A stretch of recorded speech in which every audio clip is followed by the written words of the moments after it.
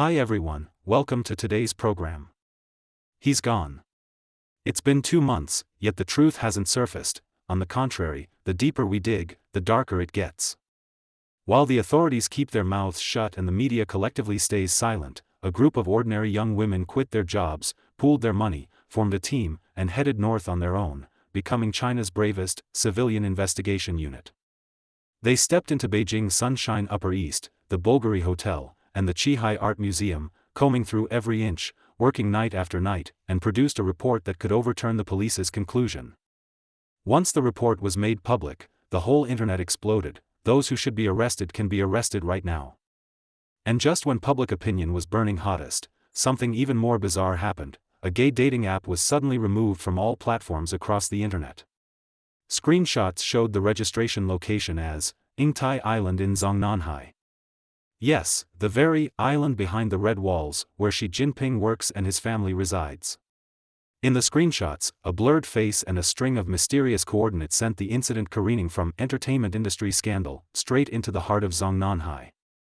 Netizens said, "This isn't a juicy scoop. It's a volcano."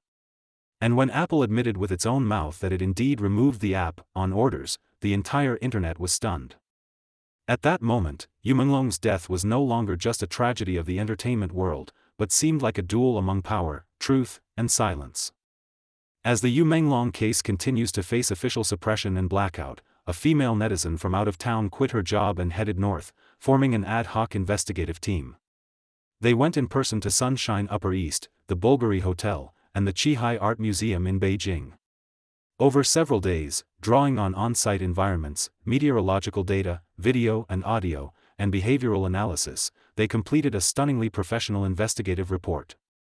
Once published, the report completely overturned the official narrative and set off a tidal wave online. Many netizens even declared, "Those who should be arrested can be arrested right now." If you're following this topic too, please subscribe to my channel and turn on the bell for all, so you won't miss future episodes. The full report is titled Visit Records of Sites Related to the Yu Incident, and is divided into 3 parts, Under the Moon, Zhongnanhai, and Epilogue. Under the Moon focuses on all leads inside the Sunshine Upper East community. Zhongnanhai maps the tangled web among the suspected perpetrators, the Zhongnanhai Art Museum, and the Bulgari Hotel. From weather changes, frame-by-frame video comparisons, and audio spectrum analysis to mapping people's movement paths and scene logic, the report layers the incident's thread step by step. It is arguably the most comprehensive, logically coherent, and objective investigation since the Yu Menglong incident occurred 2 months ago. One key breakthrough of the report is that, using extremely limited clues, it questions and attempts to overturn the official conclusion that the incident happened on September 11th. According to the current public notice, at 6 a.m. on September 11th, a resident of the Six Dogs building in the Sunshine Upper East community first discovered Yu's body, and the police then arrived on scene. At 11:20 a.m. that day, the influencer account Detective Xiaoyan first broke the news publicly, stressing that criminal suspicion has been ruled out. At 6:40 p.m. that evening, even though the Yu Menglong studio had been deregistered back in July, an account in its name suddenly spoke up, confirming the death and again asserting no criminal liability. However, the report points out that this sequence of official actions is very likely wrong, if not deliberately reconstructed. After analyzing multiple circulated videos, the investigative team found that it was clearly raining at the time of the incident. A female resident holding an umbrella went to Building 18 to ask what was going on and was hurriedly sent away. In the background audio, you can clearly hear the patter of rain. Meteorological data provided a crucial clue as well. According to records from official weather stations, the area where Sunshine Upper East is located saw no rainfall on September 8 or 14, only the night of September 9 into the early hours of the 10th had moderate rain turning to light rain, and there were 2 sporadic light showers on the evening and late night of September 13. Cross-checking multiple weather platforms yielded consistent results. If there was indeed rain on site, then September 13 couldn't possibly have been the time of the incident. Naturally, attention shifted to September 9. To verify this inference, the report also conducted spectral comparisons and environmental sound analyses on the audio, using details like raindrop density and echo frequency bands to estimate the weather conditions that night. The final conclusions were nearly identical. The time of the incident is more likely the night of September 9th into the early morning of the 10th. In other words, in those days before the authorities discovered the body, young Yu may already have been in dire straits, his life hanging by a thread. The report's epilogue moved many netizens to tears and sparked widespread resonance. The epilogue reads: "Many people ask me, you have nothing to do with him, why get involved?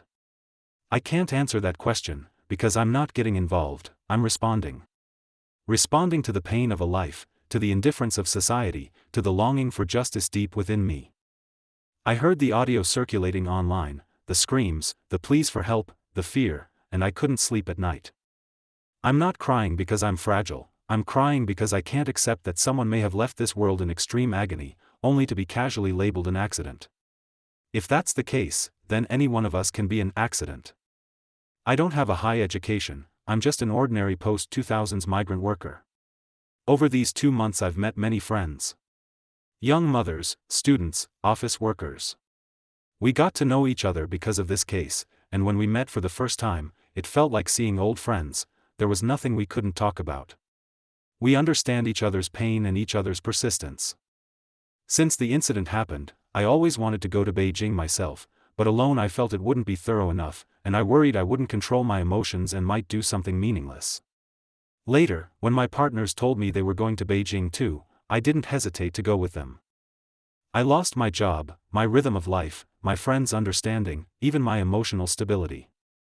I couldn't eat, couldn't sleep, and often cried in the dead of night. I'm not obsessing, I'm bearing it. They said, you'd be better off just working hard. But I know that if we can't even guard the most basic justice, then working hard is just scraping by. It's not that I don't want to work, it's that I can't pretend everything is normal while my conscience is torn apart. They say we're just ants at the bottom, unable to shake great trees. But I want to say, ants can leave traces, too. Truth doesn't depend on strength, but on perseverance. I don't know if there will be follow-ups to this matter, I don't know if justice will come, but I know that as long as I keep recording, keep speaking out, he won't be completely covered over. I will continue organizing all the materials, and together with everyone keep writing and mailing letters, keep speaking up. I will write down the process of every action, even if it's only so that one day in the future people will know that someone once refused to remain silent. Many people may not care about this, they feel it's far from them. But remember, today the one casually labeled is him, tomorrow it might be any ordinary person. If we all choose silence, then silence becomes the norm, and the truth will forever be buried in darkness. I am not a crazed fan, nor am I motivated by false compassion. I'm just an ordinary person, willing to speak up for the truth. Because the truth is worth pursuing, and life is worthy of respect. Even if he is just an ordinary person, even if we are just ordinary citizens. I'm not crazy, I'm in painful clarity. I am guarding one person's dignity, and also our shared bottom line. Netizens left comments, I admire them so much, stay safe. Only by living on can kindness and justice continue. Keep it up. Many thanks to them, you're amazing. Every life is precious, safety first. Everything we do is to protect more young people and children, so their freedom and organs, their very lives, won't be taken. Friends in the mainland, stay strong. Moved by her words. Moved to tears. May hundreds of millions persevere and keep seeking the truth. Xiaoyu's spirit in heaven would be deeply moved. While netizens are still desperately digging into the big revelations of the Yu Menglong case, the authorities suddenly stepped in. Both Android and Apple app stores simultaneously removed a mainland gay dating app. Even more explosive, screenshots went viral showing that someone registered on that app from Yingtai Island, Zhongnanhai. One avatar was purposely blurred, and netizens exclaimed, was this image quality intentionally meant to thwart facial recognition? Yingtai Island is a highly guarded area where Xi Jinping works and his family resides. Many netizens connected these screenshots with the Yu Menglong incident, taking them as evidence that the upper echelons are implicated. After all, rumors earlier suggested that Yu Menglong had faced extreme behavior from industry insiders in the period before his death. Now that locations connected to Zhongnanhai are being mentioned, the entire incident is shrouded in even deeper suspicion. However, some fans pointed out, GPS signals in Zhongnanhai must be blocked. How could it locate there? It's probably anti-CCP folks trolling. Change the address and you can make the CCP so embarrassed their toes curl. Then, the day after the screenshot started circulating, Apple confessed to agents France Presse. On orders from China's Cyberspace Administration, China's App Store pulled 2 full gay dating apps, and one of them was exactly the culprit behind the Zhongnanhai miracle screenshot. Netizens cracked up. Yesterday I thought the screenshot was photoshopped, today state media basically confirmed it's real. This CCP move is the very definition of protesting too much. Another quip, looks like that tragic Yu Menglong affair is definitely tied to Zhongnanhai. The Yu Menglong incident continues to smolder, and in recent days the entertainment industry's dark underbelly has been exposed one after another. The recording scandal of Hong Kong auteur Wong Kar-wai has also stirred up a storm. Vedic astrology expert Li Jingwei says that, starting November 10th, the rhythm of the heavens is being rewritten. Mercury is retrograde in Scorpio, and the Sun is slowly moving into powerful Scorpio as well. Around November 20th, the Sun, Moon, Mars, and retrograde Mercury will all gather in Scorpio. This is the critical energetic threshold of the entire month. When these 4 forces converge, it signifies not only a celestial turning point but also a tremor in the human heart. The world is entering a moment of collective awakening and collective confrontation. On November 26, Venus leaves Libra and plunges into the depths of Scorpio. At that moment, the Sun, Mars, and Venus will share the same sign, forming the most intense love and hate energy field of the year. All the calm on the surface quivers in the undercurrents. Truth and illusion will be laid bare by this scorpionic energy one by one. The hidden rules of the global entertainment and business worlds will be exposed. More and more celebrities' curated personas will collapse, some even vanishing from the spotlight. Regarding the Yu Menglong case, Li Jingwei, based on Indian naughty prophecies, predicts that the truth about you still waits behind the door of time to be revealed. But actions are already quietly underway. Perhaps in the spring of 2026, fate will return justice to him. The entertainment industry may undergo an unprecedented cleansing, which she believes will be a good beginning for all the Chinese people. She emphasizes that in this era where emotions run rampant and truth is drowned out, only those who face themselves honestly and still choose kindness possess the most beautiful core of humanity. Li Jingwei is a well-known Taiwanese Vedic astrologer, reputed as a Vedic astrology authority in Taiwan. She pioneered a triple fusion reading in the Chinese-speaking world that combines Indian Vedic astrology, Chinese Ziwei Doshu, and Western Tarot, and she holds dual certification as an emotional healing therapist in both the US and China. She once accurately predicted the Hualien earthquake. On October 15, 1 month after Yu Menglong's passing, she wrote the following on Facebook in remembrance of him. When the tears have dried and the heart has shattered, I only want to quietly light a lamp for him. In the softest corner of my heart, silently and gently, I mourn him. He was a soul as warm as jade, compassionate toward the world. He possessed the elegance and rationality of Libra, and the sensitivity and deep feeling of the High Priestess. Outwardly handsome as the wind, inwardly unyieldingly strong. He believed in fairness and justice. Sadly, fate gave him the cruelest trial. He cared little for money but deeply for the human heart. He would rather scrimp and save to help others. He skyrocketed to fame at debut, bearing pressures and loneliness unimaginable to ordinary people. Before the spotlight, his belt grew loose and his body bore scars. His eyes reddened, yet he remained clean and graceful. The sadness in his eyes was like a broken poem. In the flashy entertainment world, he was one of the last remaining, solitary and apart.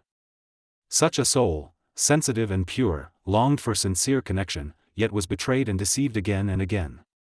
37 years of life, short, yet long.